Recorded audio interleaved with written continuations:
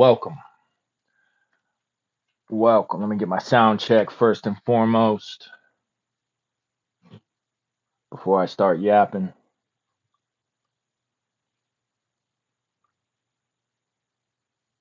Check, check, test, test. Before I start yapping. It's working. It's working. Good. We knew it would be. So, welcome, everybody. Happy Monday. And you know what that means? Monday means we are back to Class A.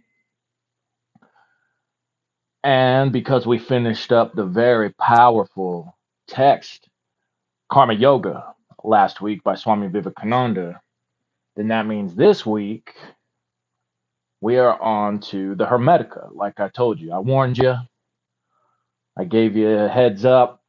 Hopefully, you decided to pick this text up. But I know sometimes I like to get a little taste first too before I decide if it's worth going all out for.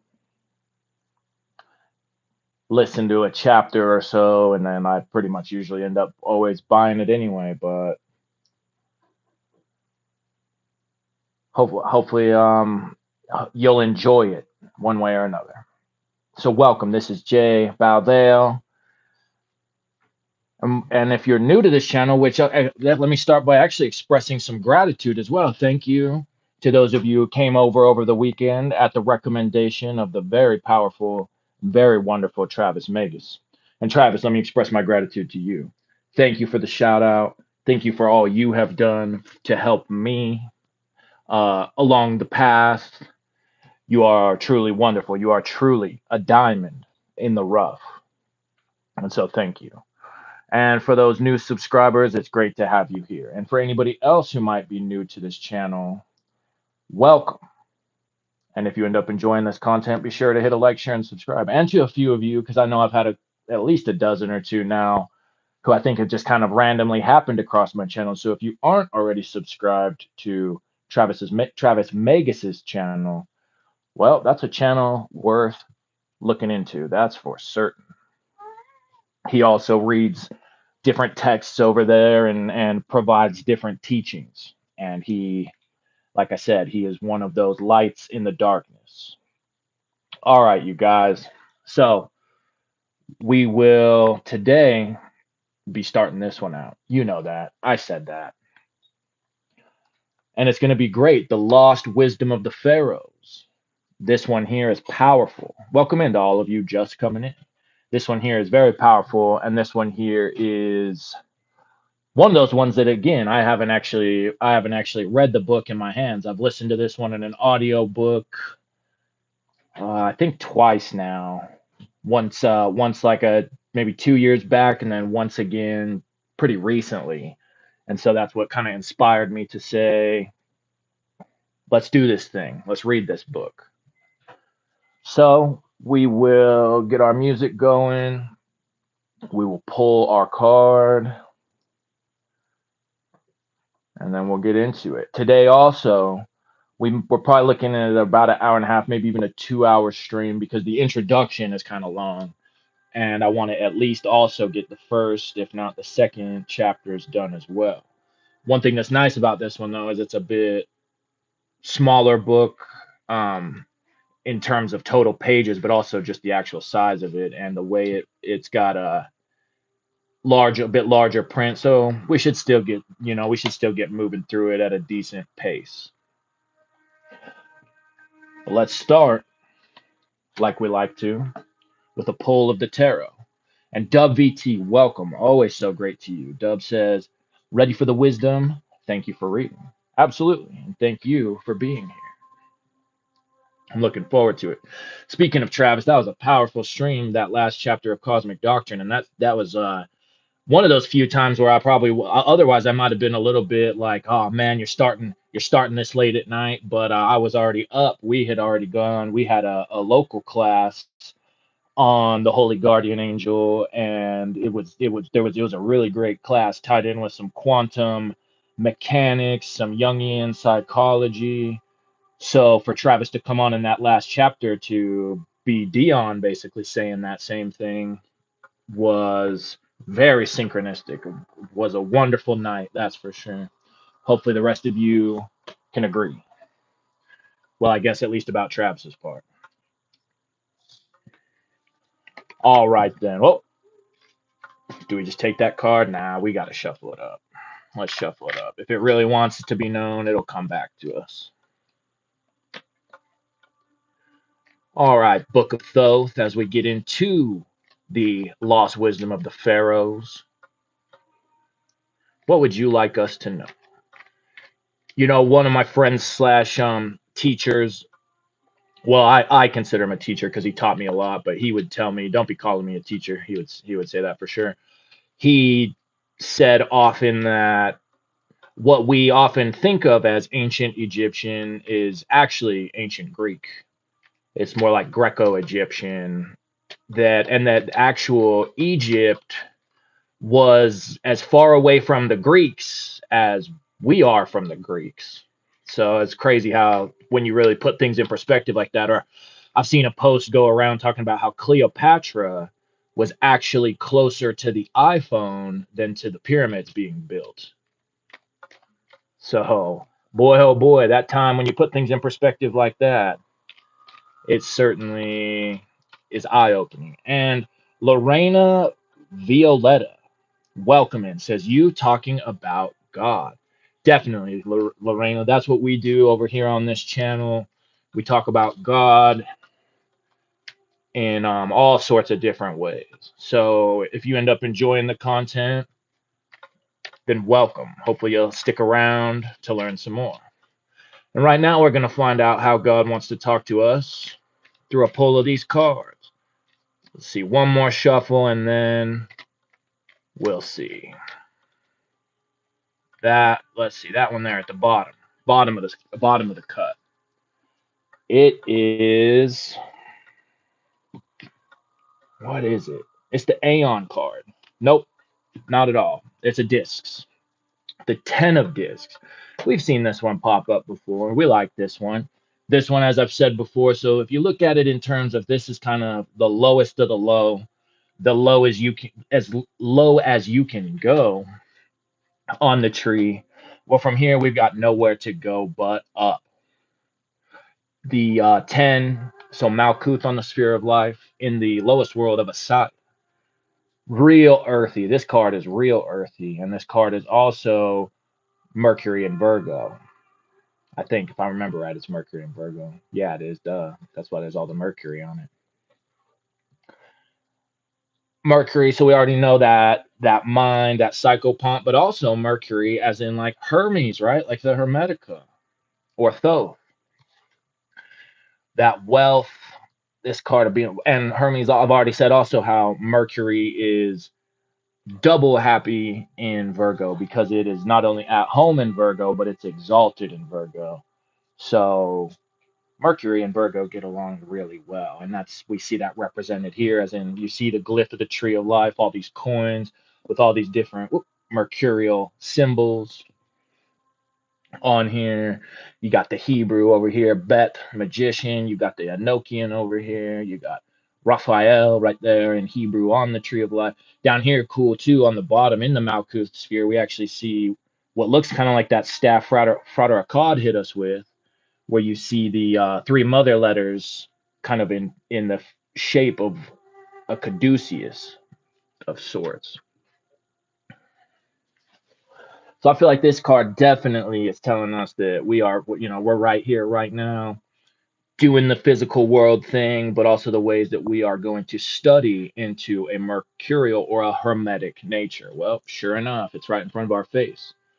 So we might as well get into it, huh?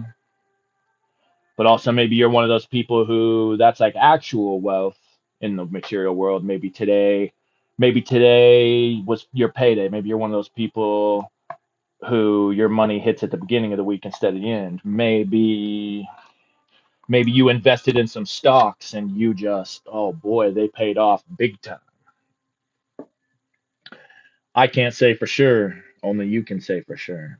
But no, more the reading I get is the way we're going to be getting this hermetic wisdom, and that we're going to be able to apply that into the material world. All right, then. So, the lost wisdom of the Pharaoh. Do we think that's true, or do we think they're just saying that? That's what I know this introduction is going to let us know. Okay, so the last words of thrice great Hermes. Right, because the Thoth in Egypt, and then when the Greeks had Hermes, but then when they encountered Thoth from the Egyptians, they basically said, "Dang, we thought Hermes was dope, but this is like Hermes. This is like Hermes on steroids." So that's why they called him Hermes Trismegistus, or the thrice great Hermes. All right. It says, "Wise words, although written by my decaying hand, remain imperishable through time, imbued with the medicine of immortality by the All Master, be unseen and undiscovered by all those who will come and go, wandering the wastelands of life. Be hidden until an older heaven births human beings who are worthy of your wisdom." Having sounded this prayer over the works of his hands, Hermes was received in the sanctuary of eternity. Very good. That I've heard about that in certain Eastern cultures, so I wouldn't be surprised if it's because sometimes when I look at some of those things, like certain aspects of the Hindu culture or even the Tibetans and stuff like that, where I'm like, this might really be as close like some remnants of Egypt, but I mean, I don't know for sure. I'm no expert, and scholars might think that that's a silly assessment. But the way that those cultures are so very magical, and Egypt also was such a very magical culture. Okay, so yeah, this introduction is a bit long, and then we'll at least do this first one, the prophecies of Hermes. But depending on how it's flowing and going, then we might get into that second one. But so far, that's my plan.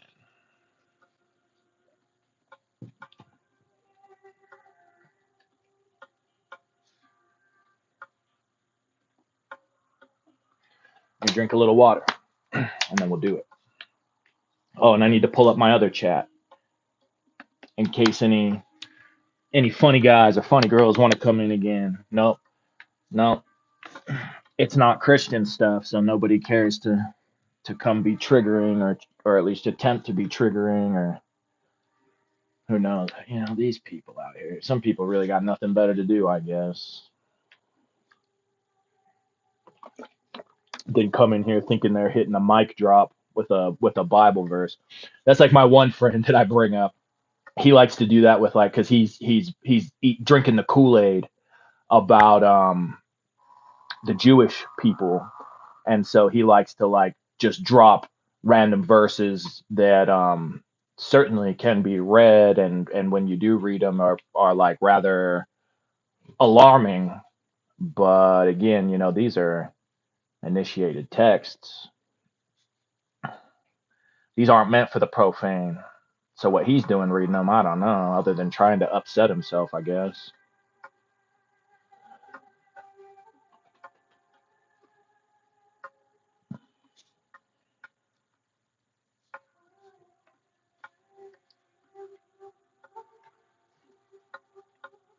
Okay, so introduction, a forgotten spiritual classic.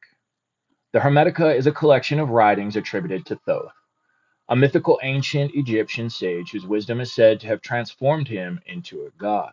So that sounds a lot like Metatron too, right? From in the Christian canon. Thoth, who was venerated in Egypt from at least 3000 BCE, is credited with the invention of sacred hieroglyphic writing, and his figure, portrayed as a scribe with the head of an ibis, can be seen in many temples and tombs. So think about that, 3000 BCE. So right now we are in 2026. So basically, think about what the world could be like 1,000 years into the future, and now double that backwards, though. That's just so much time.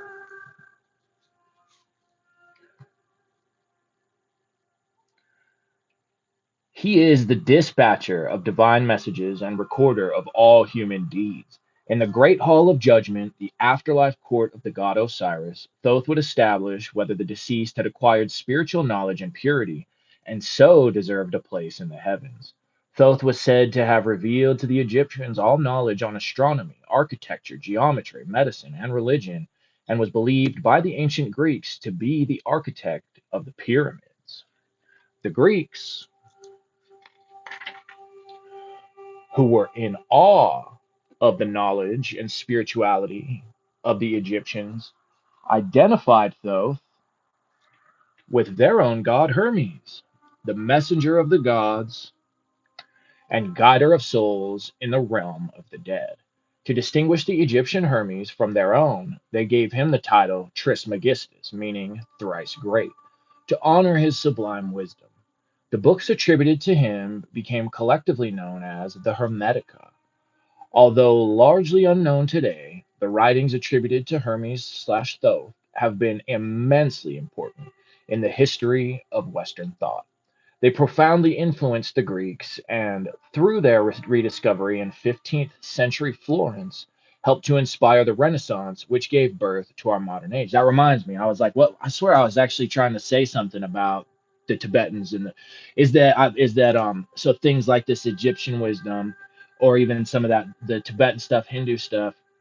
They'll talk about how there's still tons of wisdom that we haven't even busted into yet. The scholars haven't gotten their hands on, the people who can translate haven't even gotten their hands on stuff that might be even still buried out in the desert and in temples that are lost and things like that. I mean, we haven't even we only found Samaria and things like that pretty recently as far as the world goes and all that, and that's the most ancient civilization there was. And so the idea that there are certain angels / ancestors / just other forms of divinity and magics that will literally or will be responsible for things being lost for a time until humanity is ripe for the teachings again, basically, or at least parts of humanity are ripe for the teachings again. So we don't know what else might get unlocked, but this here is kind of an example of that. The list of people who have acknowledged a debt to the Hermetica reads like a who's who of the greatest philosophers, scientists, and artists that the West has produced: Leonardo da Vinci, Durer, Botticelli, Roger Bacon, Paracelsus, Thomas More, William Blake, Kepler, Copernicus, Isaac Newton, Sir Walter Raleigh, Milton, Ben Jonson, Daniel Defoe, Shelley and his wife Mary, Victor Hugo, and Carl Jung. It heavily influenced Shakespeare, John Donne, John Dee, and the poet philosophers who surrounded the court of Queen Elizabeth I, as well as the founding scientists of the Royal Society in London, and even the leaders who inspired the Protestant Reformation in Europe. The list is endless, with the Hermetica's influence reaching well beyond the frontiers of Europe. Islamic mysteries and philosophers also trace their inspiration back to thrice great Hermes, and the esoteric tradition of the Jews equated him with their mysterious prophet Enoch. The Hermetica is a cornerstone of Western culture. In substance and importance, it is equal to well known Eastern scriptures like the Upanishads, the Dhammapada, and the Tao Te Ching. And that's probably what one of the other ones were. So, since this one, I said it before, but because this one's a little bit, I think we should certainly get through this in the amount of time it took us to do Karma Yoga. And that should be about the amount of time it'll take us to finish up How to Understand Your Bible. So, if providing I finish both those right around the same time, like I'm shooting for, then we will get into Eliphas Levi's Transcendental Magic, and then the Dhammapada is actually the one I'm planning to probably do for our next Class A and Class B. But that's still at least a couple weeks down the line. But for anybody who wants the heads up, there's the heads up. Yet, unlike these texts, which are now readily available and widely read, the works of Hermes have been lost under the dead weight of academic translations, Christian prejudice, and occult obscurities. Until now, no simplified tendering of these writings has been available to the general reader. All previous versions in the English language are very dense, impenetrable, and loaded down with notes and subtext that make them difficult to digest. This new version, however, makes this ancient wisdom more easily accessible. It presents carefully selected extracts of the Hermetic texts linked together into a narrative and rendered into easily understood English. What emerges is an inspiring and illuminating taste of a forgotten classic. The history of the Hermetica. The early origins of the Hermetica are shrouded in mystery, but the evidence suggests it is a direct descendant of the ancient philosophy of the Egyptians. However, the handful of surviving works attributed to Hermes are not written in ancient Egyptian hieroglyphs, but in Greek, Latin, and Coptic. They were collated in the city of Alexandria in Egypt during the 2nd and 3rd centuries CE. Here, the Hermetic philosophy helped inspire some of the greatest intellectual achievements of the ancient world. Alexandria was a great center of learning, surpassing even Athens.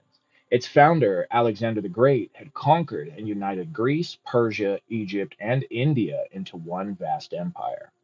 Cultures that had grown up more or less independently were brought together, and there was no bigger melting pot than Alexandria. Into this new universal city, or in Greek, Cosmopolis, maybe it's Cosmopolis, poured men and women of every race and nation: Greeks, Jews, Egyptians, Babylonians, Phoenicians, and even Buddhists from India associated together in relative peace. Man, that sounds cool. Alexandrians were renowned for their thirst for knowledge, and under the enlightened Greek ruler Ptolemy the First, a library and museum were founded where human beings first systematically collected the wisdom of the world. At its height, the Library of Alexandria housed some half a million scrolls. These included the works of Euclid, Archimedes, and the astronomer Ptolemy, who dominated the spheres of geometry, mathematics, and geography, respectively, until well into the Middle Ages. It contained the research of Aristarchus of Samos, who has shown that the Earth is one of the planets orbiting the Sun, and Eratosthenes, Eratosthenes, who had calculated the circumference of the Earth to within a few percent. Oh no, you mean that we've known the Earth was round since forever? Well, okay, not forever, but since this time. That's the guy right there. He figured out that's right, the Greeks, they figured out the Earth was round forever ago, and pretty close to an absolute, like a very an accurate assessment too. Like they say right there, within just a few percent. But hey, propaganda gonna do its thing, huh? BS gonna do its thing, huh? Here's the thing. I'll say real quick, a quick digression. There's the positive spin I will put on the whole flat Earth thing is, to a small degree, it is getting people to use magical thinking and try to find deeper meaning into things. But like a lot of things, and that this in particular is a great example of just how slippery of slopes some of these things can be. But that one, like, just come on, guys, come on. Well, whatever. If you think the Earth is flat, that's for you to work out. Scientists of the library knew about the precession of the equinoxes and that the moon was responsible for the rhythm of the tides. Alexandria was also rich in esoteric knowledge. Pythagoreanism, Chaldean oracles, Greek myths, Platonic and Stoic philosophy, Judaism, Christianity, the Greek mystery schools, Zoroastrianism, astrology, alchemy, Buddhism, and of course the ancient Egyptian religion were all practiced, studied, compared, and discussed. The golden age of Alexandria came to an end with the birth of the intolerant Christian Holy Roman Empire. Despite the sophistication and cultural achievements of the ancients, the Christians referred to them dismissively as pagans. which means country dwellers. In 415 CE, Hypatia, one of the last great scientists and pagan philosophers working at the Library of Alexandria, was seized by a mob of Christians who removed her flesh with scallop shells and burnt her remains. Their leader, Bishop Cyril, was later canonized as I think Cyril, Saint Cyril. Maybe it is Cyril. The great library was finally destroyed as so much pagan superstition and this wealth of knowledge was scattered to the four winds. The Christian Roman Emperor Theodosius closed pagan temples across the empire and began the previously unknown phenomenon of book burning. For the West, the 5th century ushered in the 1,000-year period appropriately known as the Dark Ages. Yikes. The Hermetica and Islam. History shows that wherever the works of Hermes have been studied and venerated, civilization has flourished. Pagan scholars and sages fled to the newly emerging Arab culture, taking their knowledge and the Hermetic writings with them. 200 years later, the Muslims created an empire whose learning and scientific achievements were unsurpassed. By the beginning of the 9th century, the first university was established in Baghdad called the House of Wisdom. Here, many pagan works were translated. The sciences that had reached such heights in Alexandria were significantly developed, and the ancient pagan spiritual wisdom was covertly studied and practiced.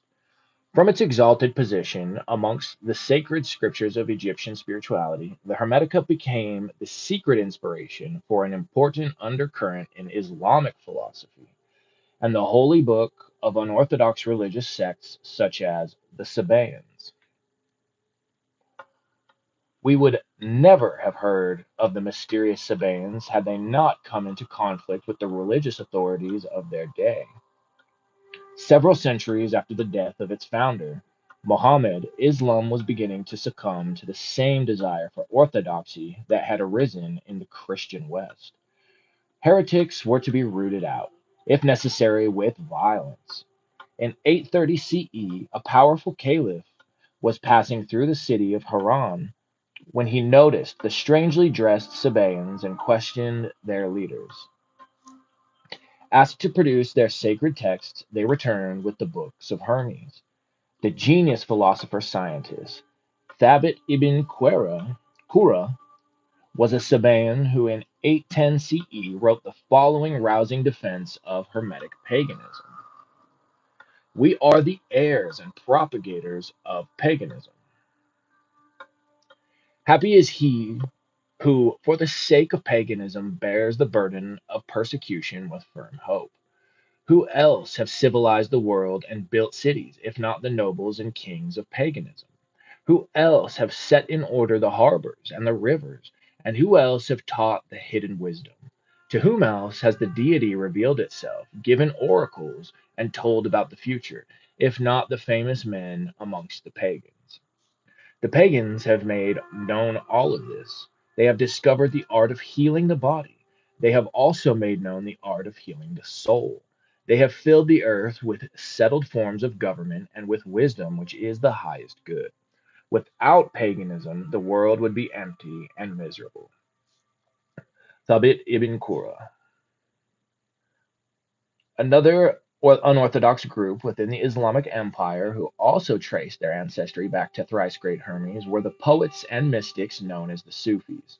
The 12th century Iranian Sufi philosopher Yahya Surawardi made it his life's work to link what he called the original Oriental religion with Islam. He claimed that the sages of the ancient world had preached a single doctrine.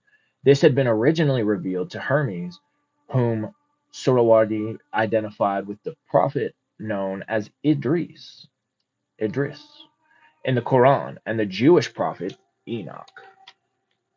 Sick. In the Greek world, he claimed this philosophy had been transmitted through Pythagoras and Plato, and in the Middle East through the Zoroastrian Magi. It had been secretly passed on until it had reached himself through a direct line of enlightened sages, including his own master, the Sufi mystic Al-Hallaj.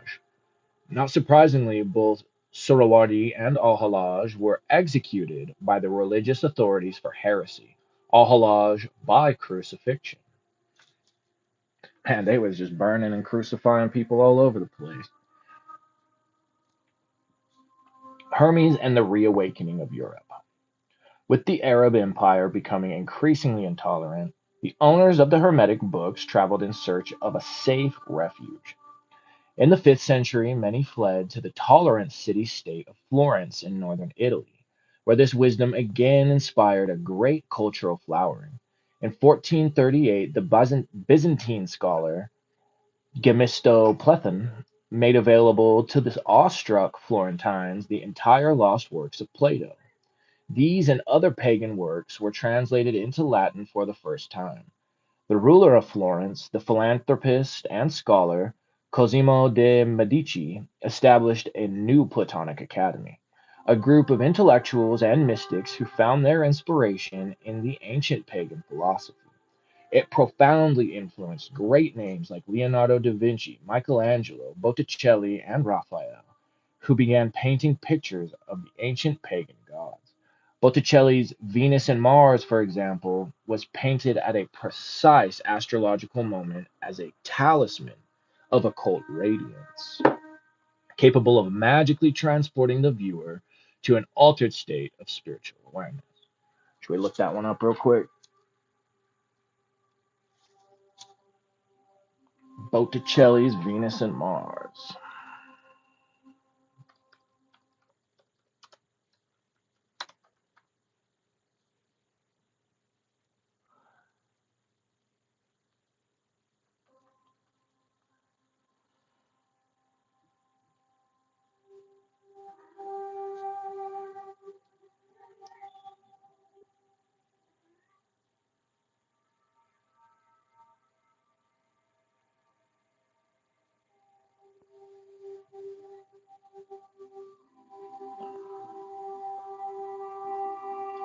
Jeez, most of these pictures are like cut off. That's annoying. It only wants to show Venus, I guess. It doesn't want to show the whole thing. Let's see. I think here's one. Let's see if I can get that one to work pretty good.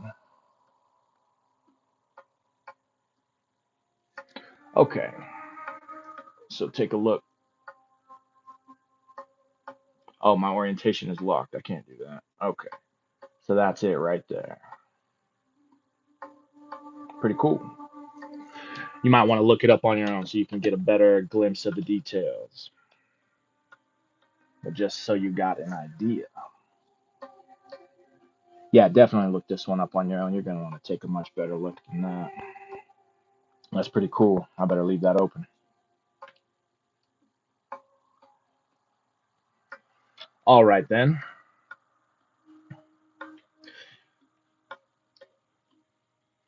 Cosimo sent out agents to look for other lost pagan works that might still be awaiting discovery. In 1460, one of them came across the lost works of thrice great Hermes and brought them to Florence.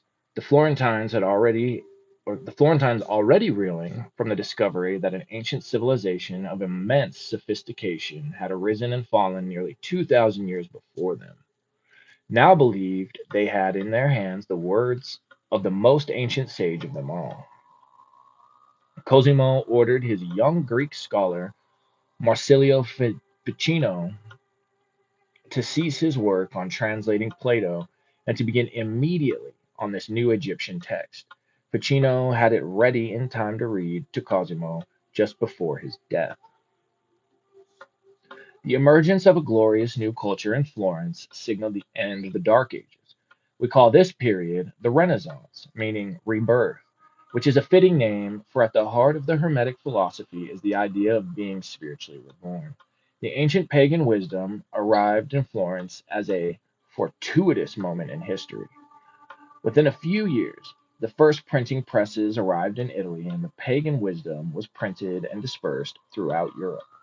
Students of the new learning, as the Florentine experiment became known, were sent out as emissaries, beginning new movements wherever they went. Reuchlin, the father of the Reformation and teacher of Luther and Erasmus, left Florence and sowed the earliest seeds of the Protestant Reformation in Germany. Thomas Linacre founded the Royal College of Physicians in London. The mathematician Nicholas of Cusa, the physician Paracelsus, the architect Brunelleschi, and the astronomer Toscanelli, whose famous map inspired Christopher Columbus, all owed their inspiration to the Florentine reawakening of the spirit of ancient paganism. Copernicus' momentous claim that the sun, not the earth, is at the center of the solar system was a choice, not a discovery, made after studying Hermetic slash Platonic philosophy at an Italian university. On the first page of On the Revolution of the Celestial Orbs, published in 1543, Copernicus quotes the words of thrice great Hermes: "The sun is the visible God." As in Alexandria a thousand years earlier, the Renaissance viewed science, art, literature, and religion as parts of a united whole to be studied together. All aspects of human life were now opened up as legitimate areas of investigation. It was a situation that challenged the authorities of the Roman Catholic Church, and in 1492, with the aid of the King of France, they crushed the Republic of Florence. Although the heady days of the new academy were over, the suppression was too late to prevent the ripples of its influence expanding ever outwards. Florentine scholars were dispersed across Europe and became known as the Fifth Essence. Sick, like the Fifth Element, huh? Anybody watch that movie? The taste for all things Italian, art, sculpture, fashion, literature, and philosophy, was insatiable. Within less than 200 years, the Renaissance had conquered Europe. What is it? Come here, you girl.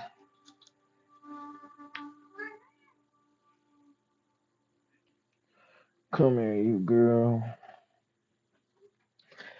The cat is in heat again.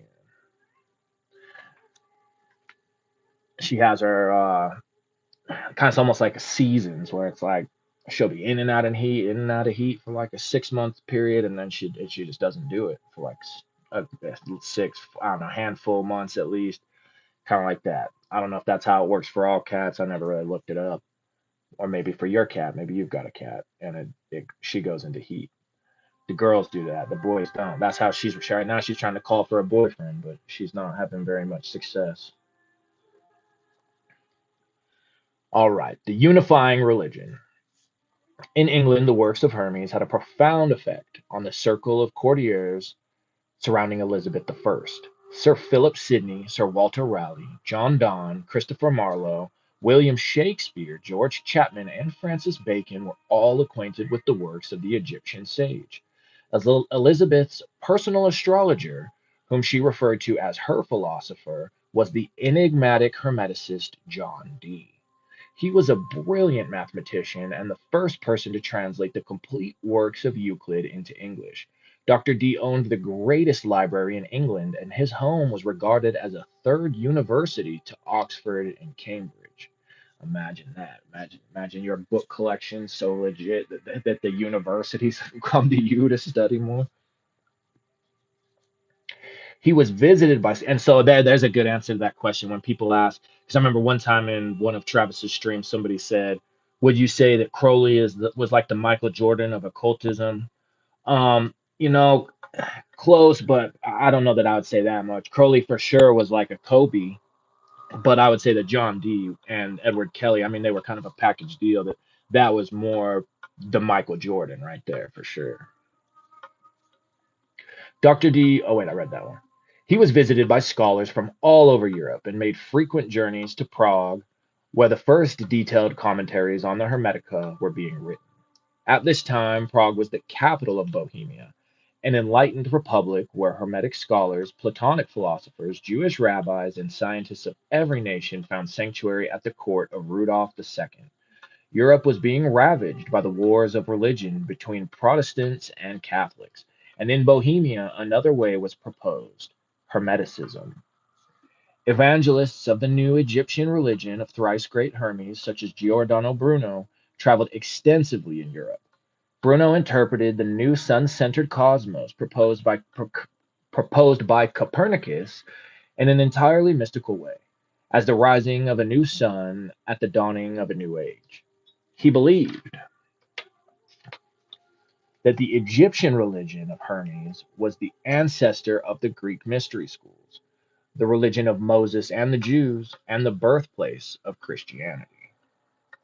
In Bruno's imagination, it was now poised to become the unifying religion in which Jews, all denominations of Christians, Platonic humanists, and even Muslims could meet and resolve their differences.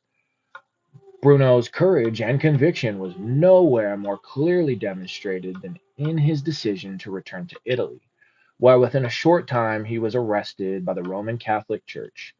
He endured 8 years of torture, during which he refused to recant, and in 1600 was led out into the Square of Flowers in Rome and ceremonially burnt alive. The vision of a universal Hermetic religion was fated to fade, but its influence remained strong amongst visionaries and scientists. Sir Isaac Newton, for example, like many men of his time, was passionately interested in alchemy, the patron god of which was thrice great Hermes. Indeed, the word alchemy means from Egypt. The astronomer Kepler published, because you got the chem in there, right? And for people, anybody who isn't aware, Egypt wasn't called Egypt, it was called Chem, Khem.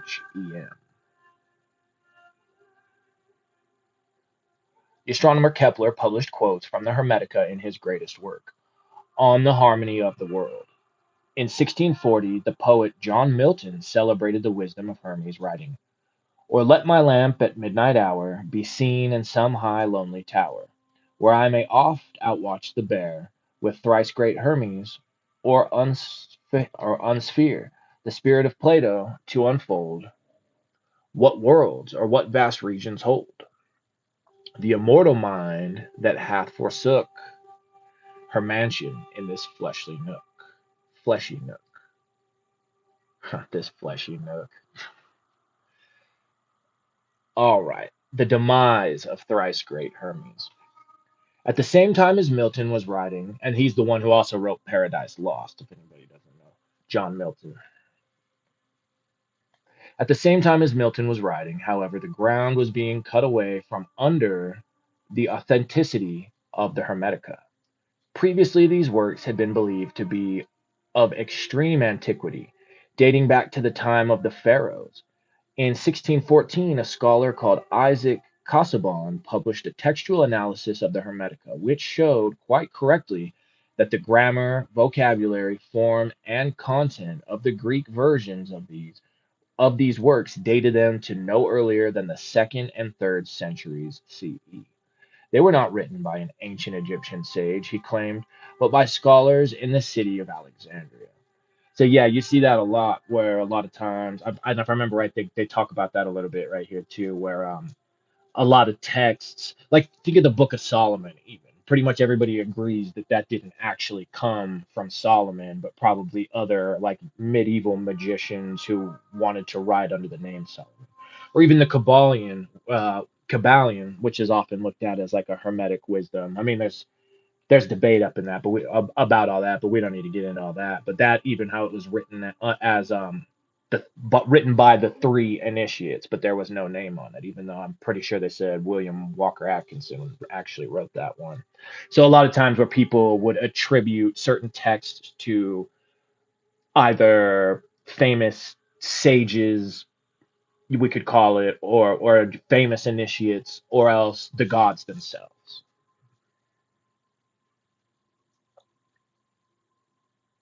Their philosophy was nothing more than an exotic blend of Greek, Christian, and Jewish philosophy mixed up with astrology and magic. The Egyptian names that pepper the text were mere decoration and ornament. Casaubon was one of the most brilliant Greek scholars of his time, and with the encouragement of the Christian status quo, his damning criticism was generally accepted. Casaubon had dealt the Egyptian sage a fatal blow, and the books of Hermes were destined to be forgotten as fakes and forgeries. In the modern world, we know from the actions of the tabloid press how one well timed hatchet job can unjustifiably undermine someone's reputation for good. Oh, definitely. We see that with the cancel culture, right? So see, can't that's always been a thing. It's just, I guess, it's just like most things now that have really always been a thing are just way more in people's faces now, especially because of mass media, the internet, all of that. This is exactly what happened to thrice great Hermes. Casaubon was a fine scholar, but he was motivated by a hidden political agenda. The ultra orthodox James I was now on the throne of England, and he employed Casaubon and others to purge the magically inclined court of Elizabeth. Hermeticists like John Dee were ostracized. Later, Casaubon's son Merrick wrote a book which portrayed the great philosopher as a confused occultist. Dee died alone and forgotten. hmm Just oh, he's just a confused occultist. Don't listen to John Dee. He only provided the world with one of the most potent magical systems ever. But yeah, well, what are you gonna do, huh? When you're in their shoes, that's exactly what you're gonna do if you're in their shoes. Nonetheless, some of Casaubon's claims regarding the Hermetica are true. The books of Hermes are undoubtedly the products of many authors, not one ancient sage, and they were certainly composed in the first few centuries of our era. Hermes was credited with these writings, even though we know they were the composite work of many scholars. But this does not discredit either them or Hermes. Come here, come here, come here. Even though you're gonna get hair on my sick emo gloves. Come here.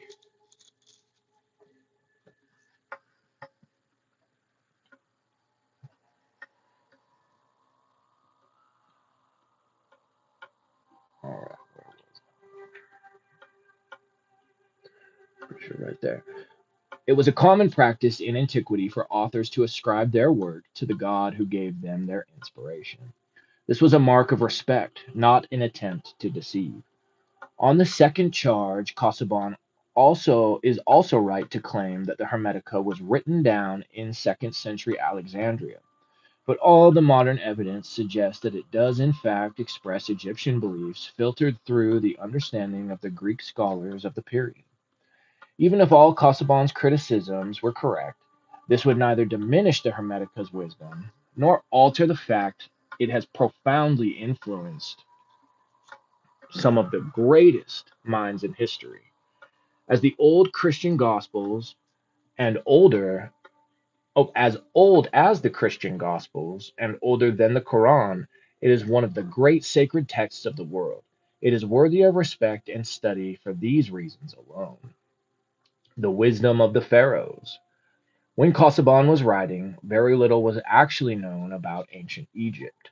The hieroglyphs themselves were not translated until 2 centuries after his death.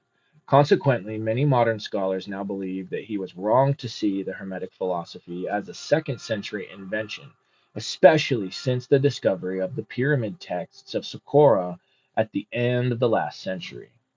These hieroglyphs are over 5,000 years old and yet contain doctrines that are identical to those expounded in the Hermetica.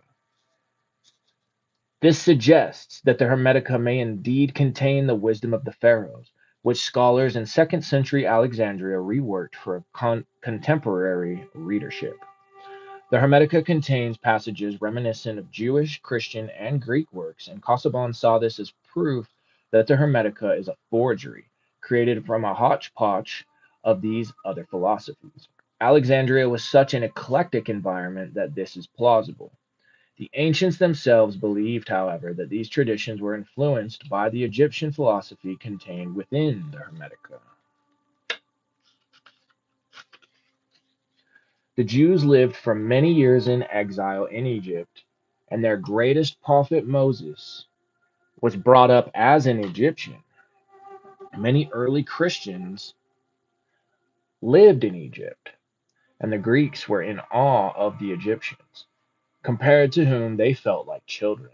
The ancient Greek historian Herodotus writes, "The Egyptians are religious to excess, beyond any other nation in the world. They are meticulous in everything which concerns their religion. It was only, if I may put it so, the day before yesterday that the Greeks came to know the origin and form of the various gods. The names of all the gods came to Greece from Egypt, for the names of all the gods have been known in Egypt from the beginning of time." Casaubon particularly claims that the Hermetica plagiarized the Timaeus, a work written by the Greek philosopher Plato in the 5th century BCE. Like the Hermetica, it includes the doctrines of astrology and reincarnation. Yet these ideas played no part in early Greek religion. So where did they come from? The answer is ancient Egypt. Over 100 years before Plato, the Greek sage Pythagoras had set out on a journey to acquire the knowledge of the world. This led him to Egypt, where he spent 22 years in the temples being initiated into the religion of the Egyptians. According to the ancient Greek scholar Diogenes Laertius, Plato purchased 3 books of Pythagorean doctrines based on Egyptian wisdom, and these he adapted into the Timaeus. The similarities between the works of Plato and the Hermetica are not surprising, therefore, since many of Plato's ideas were direct descendants of ancient Egyptian philosophy. All right, the Hermetica and early Christianity. Hermetic philosophy also influenced Christianity through the Alexandrian church fathers Saint Clement and Saint Origen, who synthesized pagan and Christian religious doctrines. It is due to such theologians that the Hermetic concept of the Word is found in the opening verse of the Gospel of John. In the beginning was the Word. Hermes/Thoth was known to the ancients as the scribe of the gods and the master of the Word. In the Hermetica, God utters a word which calms the chaotic waters of creation. The Word is even called the Son of God. In Christianity, Jesus Christ, who is also called the Son of God, is identified as an embodiment of the power of the Word. St. Augustine of Hippo, the influential 4th century theologian who was familiar with the works of Hermes, writes, "That which is called the Christian religion existed among the ancients, and never did not exist from the beginning of the human race until Christ came in the flesh, at which time the true religion, which already existed, began to be called Christianity." The influence of the Hermetica on early Christianity is beyond doubt. In 1945, works of Hermes were discovered amongst scriptures belonging to Gnostic Christians of the 1st century CE. According to a note on one of the texts, early Christian communities possessed any copies of the works of Hermes. And so, yeah, that's why I've already suggested before to people to like look into groups like the Golden Dawn, because that, I mean, magic on the one hand, but it's also like Hermetic Christianity. So that just, if that sounds like it's right up your alley, then yeah, definitely check out the Golden Dawn. I know there are some books written so that you can sort of work your way through the Golden Dawn on your own at home as well. But you can definitely benefit greatly sometimes from going and pursuing these groups. There's structure, there is community, and it can be helpful, I think, to a lot of people to have somebody walk them through things. And so that might be for you.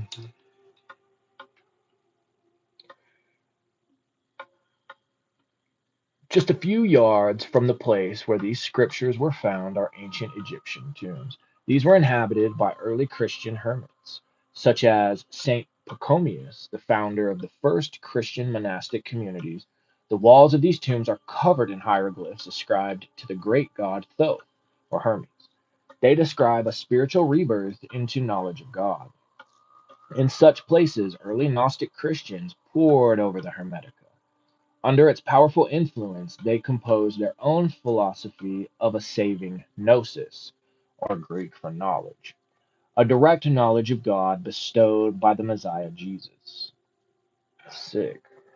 All right, that's the definition there. So yeah, gnosis means knowledge. So like it could be kind of looked at as like what a lot of people call it download, but to my understanding, it's a bit different from that. But I think the jury's still out to lunch on that one. All the evidence, because I've even said at one point I was messaging Travis and even saying I'm pretty sure it means more like Dharana, but actually it would be more like Dhyana, Dhyana.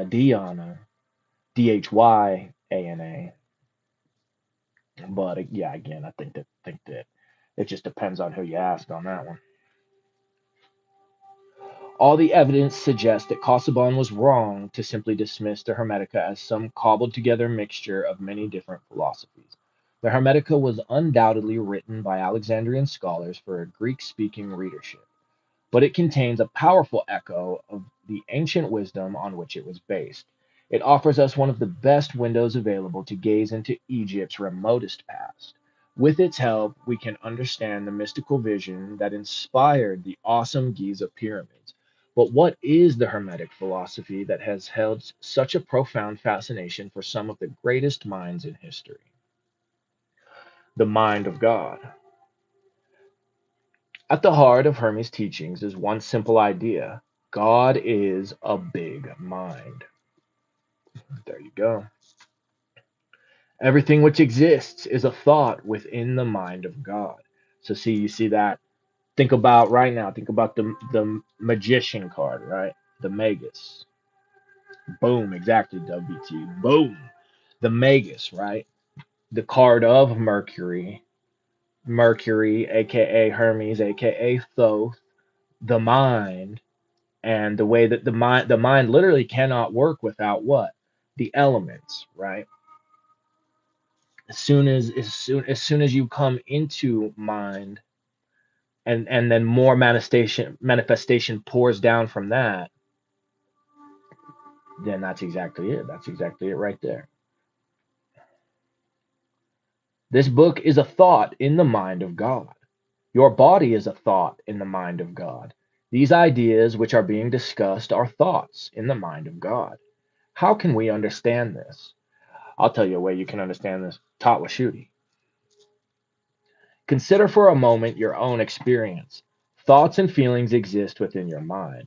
You know the outer and the pentagram rituals, the hexagram rituals. Come on, guys, come on. See, this is why you do these things, because then past that intellectualizing part, past that understanding it intellectually, you now start to understand it in an embodied way, in a realized way, right? But I've said that before. But hey, we got some new people over to the channel. Thanks again, you guys. All right, consider for a moment your own experience. Thoughts and feelings exist within your mind. You know the outer world around you because your senses give you information which you also then experience within your mind. When your mind is completely unconscious, you don't experience anything. Ultimately, everything that exists in your life is a thought within your mind. Your mind, however, is limited by being trapped in a physical body. Imagine for a moment that it is not. Imagine that it is free to be conscious of everything at all times and in all places. Then everything that is, has been, and will be would exist as a thought within your mind. This is the nature of God's mind. He is not limited by a physical body. He is the big mind with it in which everything exists.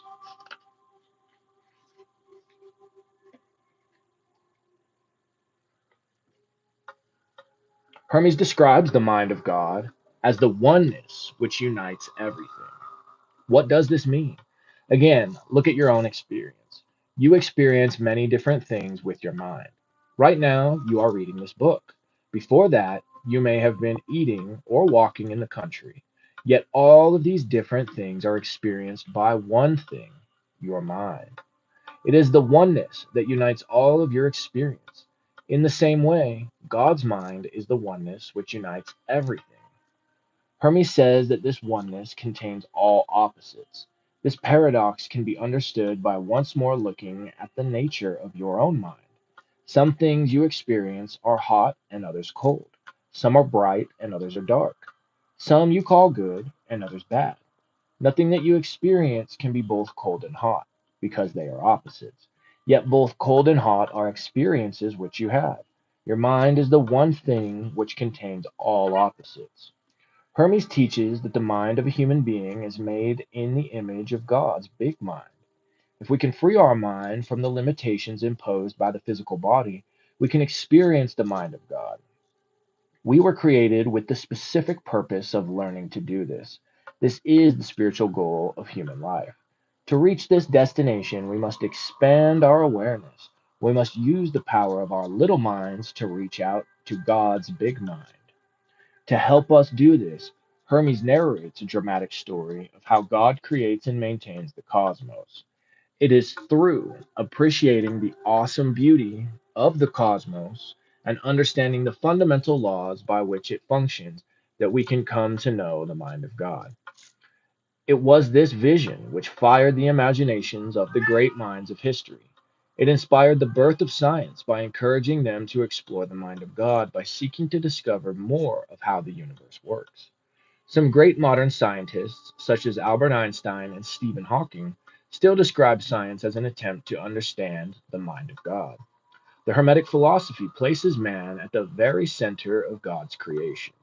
Hermes declares that man is a marvel. And again, with the pentagram, hexagram rituals. So that's why, and those come from the Golden Dawn. So right there, places man at the very center of God's creation. So that's why you're either working with the elements or you're working with the planets. But either way, you're the center in that scenario of God's creation. And the more you do that, because those work, I mean, even the more I've done in life, more and more things will come to me. More and where it's like you're just constantly getting new things out of it. So it's kind of like a spiritual hygiene, but it's also definitely a very powerful tool for understanding yourself, understanding everything going on around you, everything going on with divinity, and for upping your visualization skills. Like that friend of mine, he talks about how he needs to buy expensive things that are supposed to get you to be able to visualize all these like gimmicky things that it's like I don't know, but they probably work. I don't know if they work. I'm not going to spend the hundreds and hundreds and hundreds of dollars to put on special goggles that are supposed to like put images in my head, because I you can just do this and it'll start to strengthen that the more you do it. Like from thinking back to like the very first time I did a pentagram ritual compared to now, if I do a pentagram ritual, it's like I don't know. It's like the difference between probably when Jordan first started shooting hoops versus the time he was ready to go into the NBA. So I wouldn't say I'm the equivalent, the magical equivalent of Jordan in his prime, but at least like you get what I'm saying. At that point when you're just a beginner versus that point when you're actually pretty practiced with this thing, um, and starting to get pretty good at it, pretty decent, if not pretty good at it. Hermes declares that man is a marvel. With his mind, he may not only understand the universe, but even come to know God. He is not a mortal body which will live and die. He is an immortal soul which, through the experience of a spiritual rebirth, may become a god. Right? A new version of the Hermetica. And then I think that's actually the last little section, but let's just read and then we'll see on the next page. A book of this size cannot contain all the Hermetic teachings. It can, however, give an inspirational and intriguing taste of their core doctrines. The main surviving philosophical Hermetic texts are the 18 books known as the Corpus Hermeticum. 17 survive. Book 15 is missing. Oh, that's the devil card, XV. Uh-oh. The Asclepius. the Stabaeus, and various fragments. These works are dense and somewhat impenetrable. In this new version, therefore, we have selected key extracts and combined them to bring out the essential wisdom and the inherent poetry that they contain. In this endeavor, okay, yeah, we got just a bit more, and then this intro is done. And then we'll still get into that first one, at least that first chapter. In this endeavor, we feel we are following in the footsteps of the scholars of Alexandria who collated these books from the ancient material that was then available, making them accessible to a contemporary readership. Sunshine Chick, hello to you, welcome in, and happy Monday. I hope all is well for you. I hope you had a nice weekend and you're having a nice start to the week. Our sources are contained in notes at the back of the book, but for most readers, it will be enough to follow a progressive exposition of the essence of Hermeticism, condensed into more manageable sections. Like many Greek texts, the Hermetic teachings are often presented in the form of dialogues between teacher and pupil. The voices change in the different texts, which can be confusing. So we have chosen to avoid this device and simply present a monologue by Hermes addressed to the reader. Come here, come here, come here. Either come on my lap and chill, or you're gonna have to go.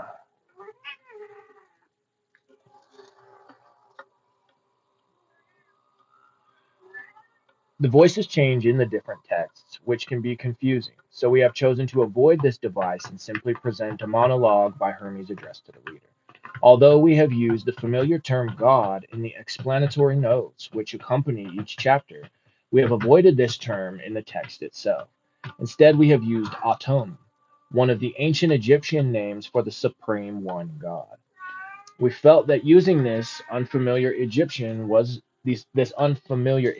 name would allow the reader the opportunity to build up their own conceptual picture of what Hermes means by the term, free of any associations they may have with the word God. It is a daunting task to present a new version of any work that is written in a foreign language and uses a distinct and unique conceptual vocabulary. Approaching a text which is also of extreme antiquity and has already been through the hands of a number of translators is doubly difficult. In Book 16 of the Corpus Hermeticum, Hermes writes, "My teachings will seem more obscure in times to come, when they are translated from our Egyptian mother tongue into that of the Greeks. Translation will distort much of their meaning.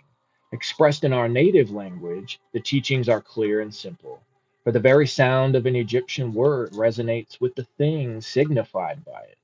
All possible measures should be taken to prevent these holy secrets being corrupted by translation into Greek, which is an arrogant, feeble, showy language, unable to contain the cogent force of my words. The Greek language lacks the power to convince, and Greek philosophy is nothing but noisy chatter. Our Egyptian speech is more than talk. Its utterances are replete with power."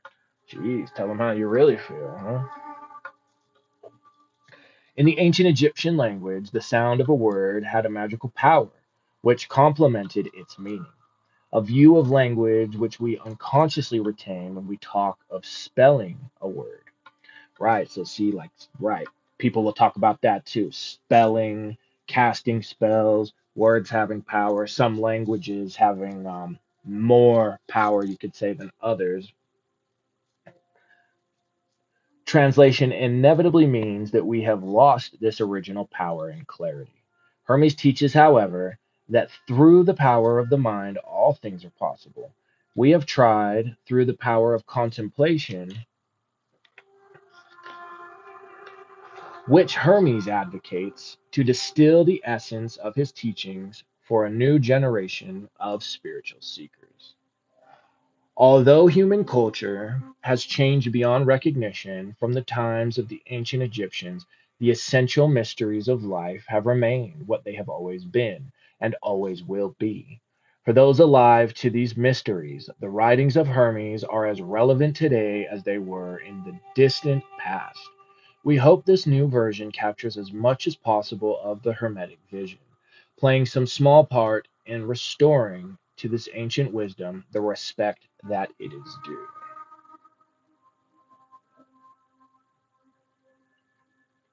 Let's see. Dub says, I was just about to ask Sunshine Chick a question. Is it pronounced chick or chic? But I just looked it up. Chick primarily refers to a young bird or in slang, a young woman.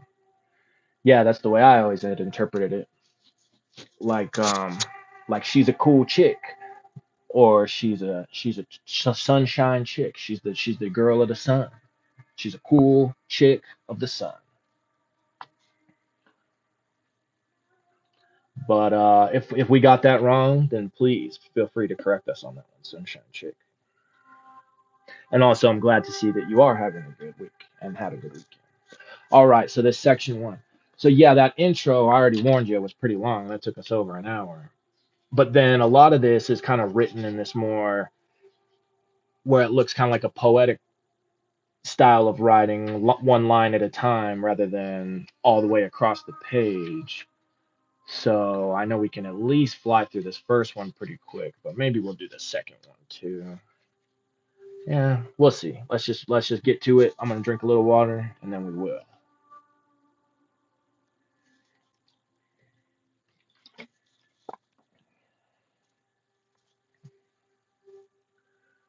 So that's that ten of coins, the wealth of hermetic knowledge that we're about to get into.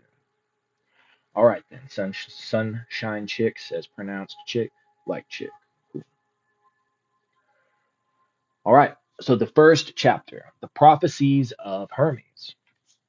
In this chapter, Hermes describes the nature of pure philosophy, but laments that in future generations it will become all but lost.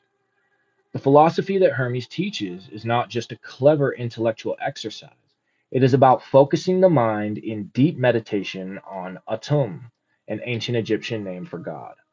Such pure philosophy is about rising above mere opinions to experience directly the mind of the universe. Using the God given gift of our own little minds, we can come to know the big mind that creates and maintains the cosmos in beautiful order. For Hermes, spiritual philosophy is not opposed to science, as it often is for us today. The student of spiritual philosophy studies science as a form of devotion to God. Well, hey, I would argue that all things could potentially be done as a devotion to God, but especially things like that. Science, mathematics, art. Oh, okay, Sunshine Chick says, but it means cheat. I'm from Chicago. K, Kendra equals my first name. All right, oh, cool. All right, then. It's clever, see? Sunshine Chick, you don't got to tell her about the power of words and making things magical. That's very cool. Good to know.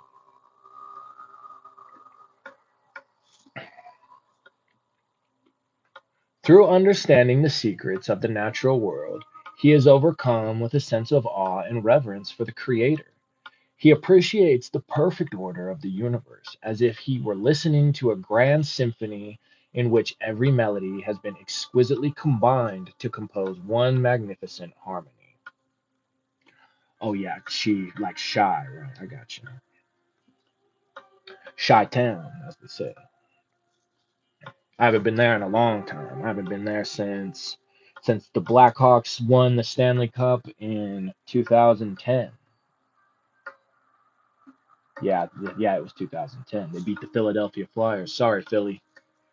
That was cool. That was such a cool time to be there because like the whole town was just all decked out in Blackhawks stuff. Everybody was going wild. That was a really fun time to go there. I went there twice that year.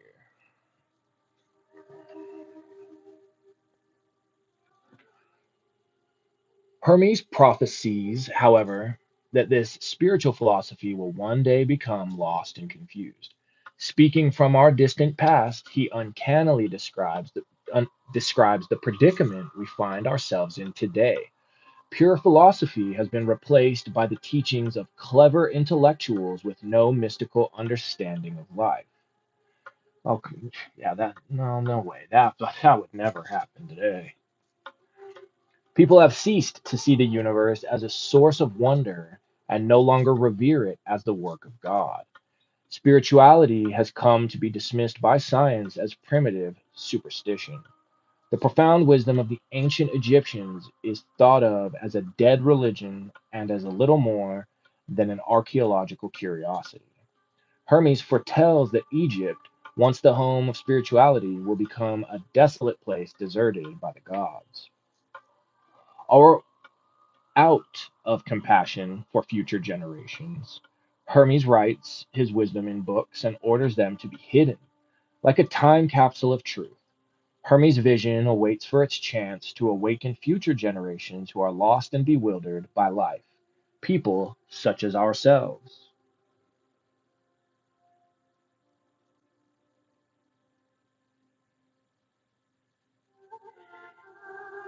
Oh, yeah, that's right. There's supposed to be a lunar eclipse early, bright and early tomorrow morning. So if you feel like setting your clock to get up and go see the moon, and hopefully it's not cloud cover, might, oh, yeah, it might be for me because I think we've got rainy days today and tomorrow, but it's supposed to be like a blood red moon because it's going to be an eclipse. If that's something that interests you. Okay, the prophecies of Hermes. Pure philosophy is spiritual striving through constant contemplation to attain true knowledge of Atum, the one God. But speaking now in prophecy, I say that in times to come, no one will pursue philosophy with single mindedness and purity of heart. Those with a grudging and ungenerous temperament will try and prevent men discovering the priceless gift of immortality. Philosophy will become confused, making it hard to comprehend. It will be corrupted by spurious speculation. It will be entangled with bewildering sciences like arithmetic, music, and geometry. The student of pure philosophy studies the sciences, not as fanciful theories, but as devotion to Atum, because they reveal a universe perfectly ordered by the power of number. That sounds like Kabbalah. Because measuring the depths of the sea and forces of fire and magnitudes of physical things leads to a reverent awe at the Creator's skill and wisdom. Because the mysteries of music bear witness to the unsurpassed talent of the supreme artist who has beautifully harmonized all things into a single whole, suffused with sweet melodies. To simply love Atum in thought with singleness of heart, and to follow the goodness of his will, this is philosophy, unsullied by intrusive cravings for pointless opinions. But I foresee that in times to come, clever intellectuals will mislead the minds of men, turning them away from pure philosophy. It will be taught that our sacred devotion was ineffectual, and the heartfelt piety and assiduous service with which we Egyptians honor Atum was a waste without reward. Egypt is an image of the heavens, and the whole cosmos dwells here, in this its sanctuary. But the gods will desert the earth and return to heaven, abandoning this land that was once the home of spirituality. Egypt will be forsaken and desolate, bereft of the presence of the gods. It will be overrun by foreigners who will neglect our sacred ways. This holy land of temples and shrines will be filled with corpses and funerals. The sacred Nile will be swollen with blood, and her waters will rise, utterly fouled with gore. Does this make you weep? There is worse to follow. This land that was a spiritual teacher to all humankind, which loved the gods with such devotion that they deigned to sojourn here on earth. This land will exceed all others in cruelty. The dead will far outnumber the living, and the survivors will be known as Egyptians. by their language alone. For in their actions they will be like men of another race. O Egypt, nothing will remain of your religion but an empty tale, which even your own children will not believe. Nothing will be left to tell of your wisdom but old graven stones. Men will be weary of life and will cease seeing the universe as worthy of reverent wonder. Spirituality, the greatest of all blessings, will be threatened with extinction and believed a burden to be scorned. The world will no longer be loved as as an incomparable work of Atum, a glorious monument to his primal goodness, an instrument of the divine will to evoke veneration and praise in the beholder. Egypt will be widowed. Every sacred voice will be silenced. Darkness will be preferred to light. No eyes will raise to heaven. The pure will be thought insane, and the impure will be honored as wise. The madman will be believed brave, and the wicked esteemed as good. Knowledge of the immortal soul will be laughed at and denied.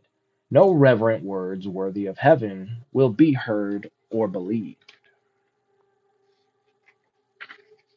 So, I, thrice great Hermes, the first of men to attain all knowledge, have inscribed the secrets of the gods in sacred symbols and holy hieroglyphs on these stone tablets, which I have concealed for a future world that may seek our sacred wisdom. Through all seeing mind, I myself have been the witness of the invisible things of heaven, and through contemplation come to knowledge of the truth. This knowing I have set down in these writings. All right, chapter one. So yeah, we flew through that. We'll do chapter two too, and then I think we'll call it a day because probably by the time I get done with that, we'll be at that hour and a half mark, and that ought to be a pretty good place to put the bookmark in it.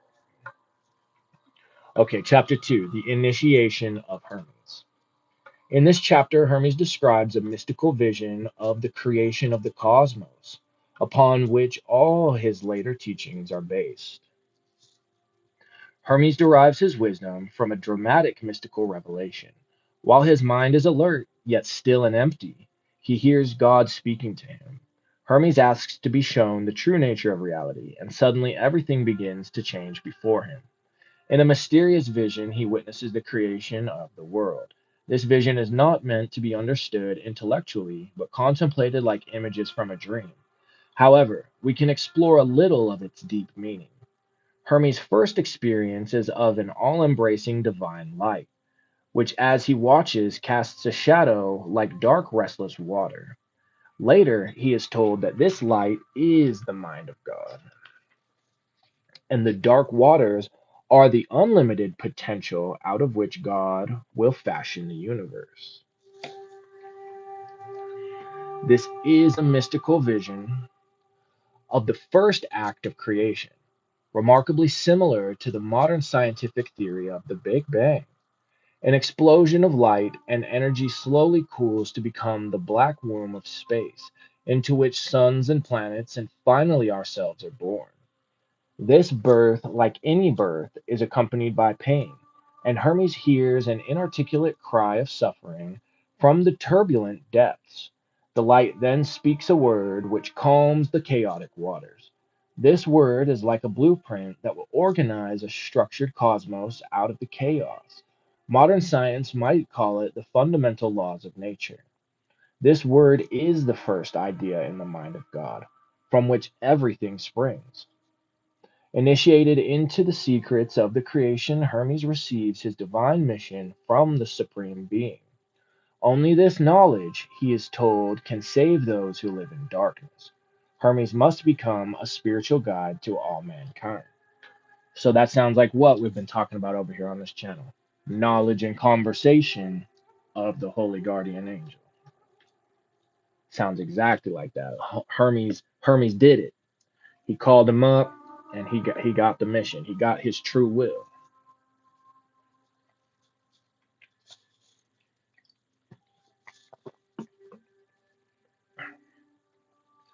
Okay, the initiation of Hermes. My senses were suspended in mystic sleep. Not a weary, full fed drowsiness, but an alert and conscious emptiness. Released from my body, I flew with my thoughts, and while I soared, it seemed to me a vast and boundless being called my name. Hermes, what are you looking for? Who are you? I asked. I am the way guide, the supreme mind, the thoughts of Atum, the one God.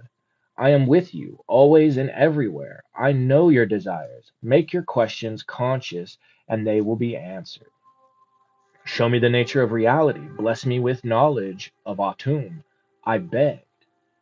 Suddenly, everything changed before me. Reality was opened out in a minute. Yeah, this sounds exactly like what in magic we call knowledge and conversation of the holy guardian angel.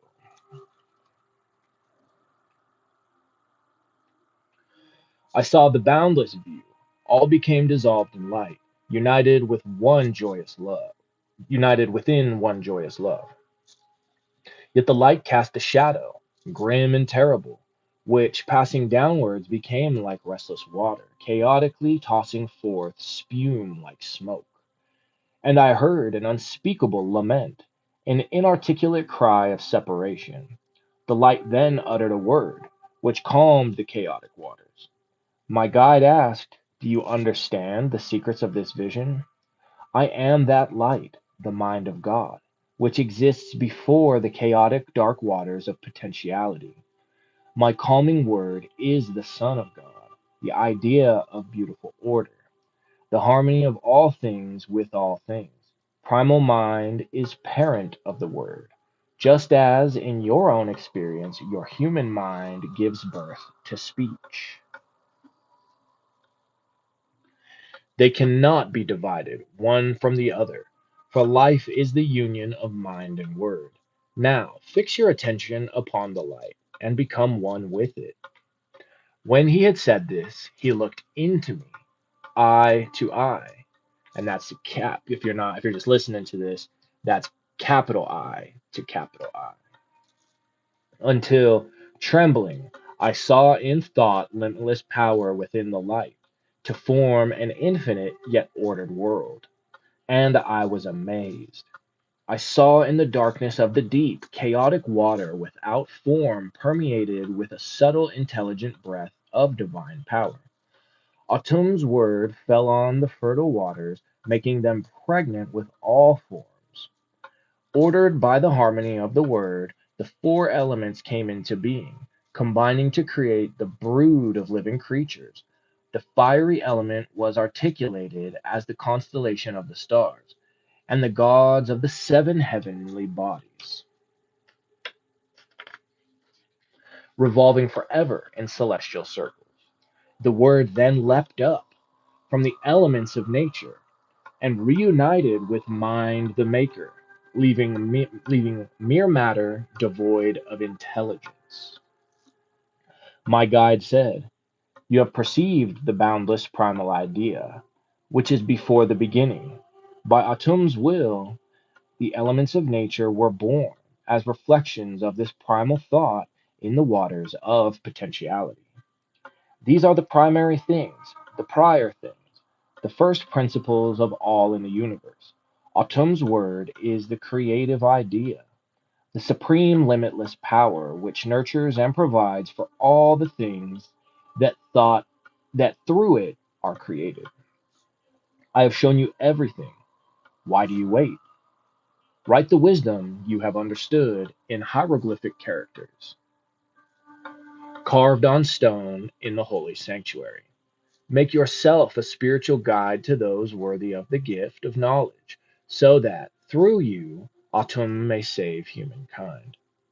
I was overwhelmed with gratitude to the All Father who had graced me with the supreme vision. In awe and reverence I prayed, please never let me fall away from this knowledge of your being, so that I may enlighten those who are in darkness. Then, with his power in me, I began to speak. The aloof laughed at my words, but others knelt at my feet. I told them to stand and receive the seeds of wisdom, which I will sow in you with these teachings. So listen, men of clay, if you do not pay keen attention, my words will fly past you and wing their way back to the source from which they come. All right, that does it for chapter 2. And I think we'll go ahead and say that that does it for today's read. Let's see.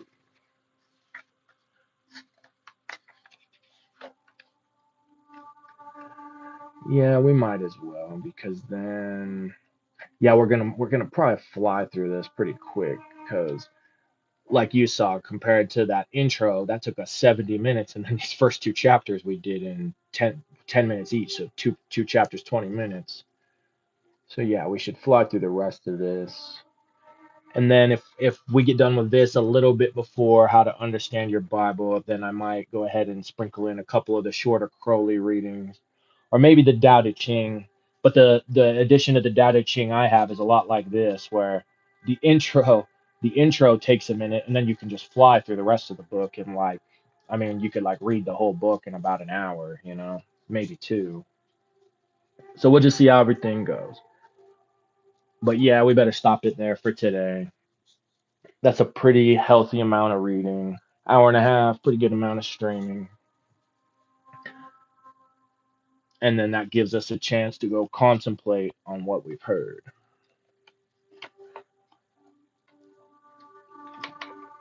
Man, another one that syncs up pretty good with that cosmic doctrine too. Or even the Manly P. Hall, because a lot of what he's saying about how to actually understand this Bible is very similar type of teachings. But all right, I thank you guys for being here. And again, thank you to the new people who have come over to check out the channel. Much appreciated. I hope you find it to be very useful to your experiences and practices in life. And I don't know. Do I got anything else to say for the day? Not that I can think of really. So we'll go ahead and we'll just call it. We'll go ahead and call it. And I'll plan to see you guys tomorrow. We'll probably knock out at least a few chapters tomorrow. Probably at least a few, maybe even more than a few, maybe several chapters, because I'm sure we can get quite a bit done in about an hour's worth of time. So that'll be fun. I'm looking forward to it. Much appreciated to everyone. I hope that you are finding this already to be a very good read. This has been J Balvale, and this has been the Hermetica, the lost wisdom of the Pharaohs. Much love to you all. Thank you, Dub VT and Sunshine Chick. Always great to see you guys. And Lorena Violetta. Well, see, told you we were talking about God. We had to get through all the history and the pagan stuff, the intro, but told you we were talking about God. You thought I was making it up. All right, you guys. I'll see you tomorrow. Enjoy the rest of your Monday and much love. Bye bye.